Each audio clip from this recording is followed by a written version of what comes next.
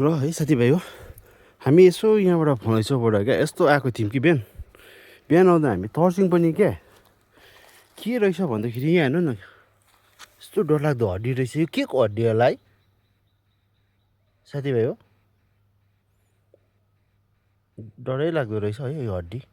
केसको हड्डी होला है? हेर्नु त साथीभाइ हो, यो नरकङ्काल भइसकेको रहेछ है। हामी त चिन्नु सकिन्न, दाँत पनि अगाडि आएको है।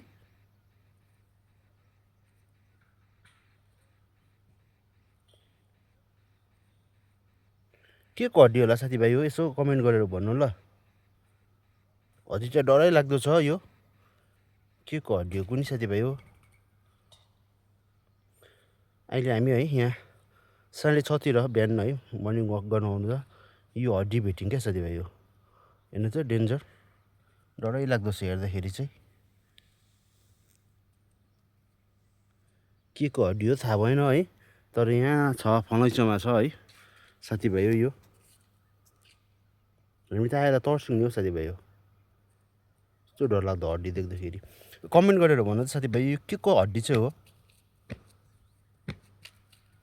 हेर्नु त,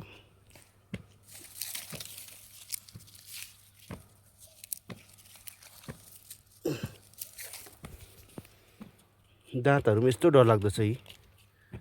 हेर्नु त है, हामीले चाहिँ मैले त चिन्नु सकिनँ साथीभाइ हो है। भन्नु त के को हड्डी चाहिँ रहेछ यो।